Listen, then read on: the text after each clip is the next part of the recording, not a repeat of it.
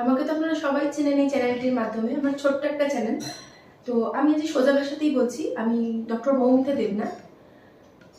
আমার সারা পশ্চিমবঙ্গবাসী নিশ্চয়ই জানেন যে কি হয়েছে গত 3-4 দিন আগে। তো মৌমিতা দেবনাথ উনি ধর্ষণের শিকার। কোথায় না, কলকাতার নামকরা মেডিকেল কলেজ আরজি করে একজন ডাক্তার ধর্ষণের শিকার। কিভাবে? মানে তিনি, তার অপরাধ কি ছিল আমি জানি না, মানে কোনো অপরাধই ছিল না। মানে তার অপরাধ ছিল এই যে তিনি 36 ঘন্টা নাকি ডিউটি করেছিলেন, নাইট ডিউটি চলাকালীন তিনি একটু রেস্ট করতে গিয়েছিলেন। তো সেখানে তিনি ধর্ষণের শিকার। কথাটা বলতে গিয়ে মেবি আমার গলাটা একটু কাঁপতে পারে, কারণ হতেই পারে। তো মানে সোশ্যাল মিডিয়া থেকেই তো আমরা সবকিছু জানতে পারি। তো সেখানে আমরা দেখছি একটা মানে একটা খসড়া দেখতে পাচ্ছি। তো সেখানে আমরা দেখতে পাচ্ছি মেয়েটির সাথে, মানে মেয়েটিকে মানে কিভাবে তার কি কি চোট হয়েছে।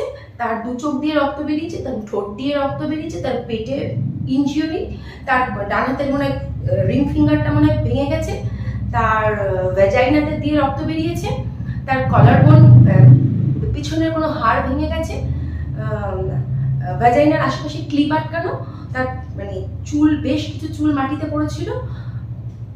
এইসব জানা যাচ্ছে।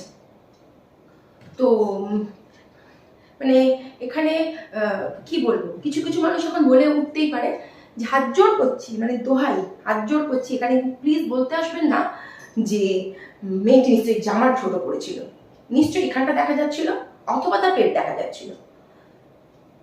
এটা কিন্তু হাত জোর করছি বলতে আসবে না, এই ধরনের তর্ক বিতর্কের এটা জায়গা নয়, যদি মানে প্লিজ বলবেন না। তো এখানে আর এটাও বলবেন না যে মেয়েটি কেন সেমিনার রুমে ঘুমাতে গিয়েছিল। ও হ্যাঁ, এই প্রসঙ্গে একটা কথা বলে রাখি, ওই আরজি কর হসপিটালের যিনি প্রিন্সিপাল তিনি নাকি বলেছেন it was irresponsible of the girl to be alone at the night. মানে মানে কি, মানে কি মনে হয় এটা একটা শিক্ষিত লোকের কথা? মানে সিরিয়াসলি যাচ্ছে তাই একটা ব্যাপার। এই যে কন্ডিশন বাচ্চাটার, মানে বাচ্চাই বলবো, আমার থেকে তো ডেফিনেটলি ছোট, এই যে কন্ডিশনের মেয়েটিকে নাকি পাওয়া গেছিল, তাতে করে পরিষ্কার বোঝা যাচ্ছে এটা একজনের কাজ হতে পারে না। সেখানে পুলিশের নাকি বুঝতে সময় লেগে গেছে 3 দিন, যেটা একজনের কাজ না একাধিক জনের কাজ।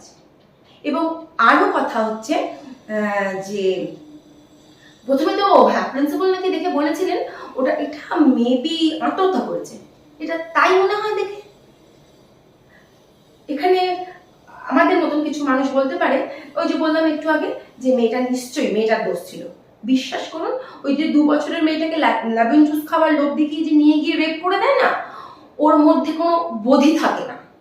এটা কিন্তু আমরা খবরে পড়েছি, আরো খবরে পড়ি 70 বছরের বৃদ্ধারও রেপ হয়। আমার ছেলে যে স্কুলে পড়তো সেই স্কুলের একজন সিস্টারেরও রেপ হয়েছিল, সারা ভারতবর্ষ জানে এই খবরটা।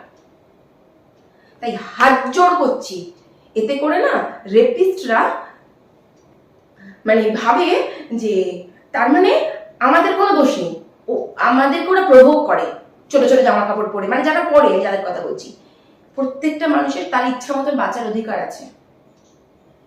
হাত জোড় করছি এগুলো বলা বন্ধ করুন। ও হ্যাঁ, এখানে আরেকজনকে ধরা হয়েছে, কি সঞ্জয় ঘোষ না কি একজন নাম, তার নাকি আরজি করে অবাধ যাতায়াত ছিল। কেন? সে কে? এবার যে সে মানে তাকে ধরা হয়েছে অ্যাজ এ সাসপেক্ট, আমি জানি না এরপরে কি হবে, কি হতে চলেছে। সেই বা আরজি করার অন্দরমহলে যাবে কেন? তার মানে কি আরজি করে শুধু ওই মেয়েটি না, আরো অনেকেই, মানে কি বলবো, মানে কোনো সিকিউরিটি নেই তাদের,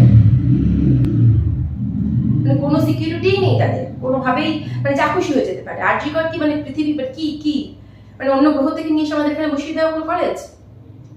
তাহলে আজকে আমার বাচ্চা, আপনার বাচ্চা যদি ওখানে পড়তে যায়, তার মানে সে সেফ নয়, এটাই আমরা ধরে চলবো। আরেকটা জিনিস দেখলাম, রাতের দখল নাও মেয়েরা টাইপের কিছু একটা সোশ্যাল মিডিয়ায় ঘুরছে, যেখানে রাতের বেলা মেয়েরা বেরোবে। সেখানে একজন দেখলাম যে মৌমিতা কাকা বাবার বয়সী একজন মানুষ কমেন্ট করে গেছেন, মানে তার প্রোফাইল থেকে যেটুকু বোঝা যায় যে আগে নিজের পোশাক বদলাও না, পোশাক পরো, এরকম টাইপের কিছু একটা কমেন্ট।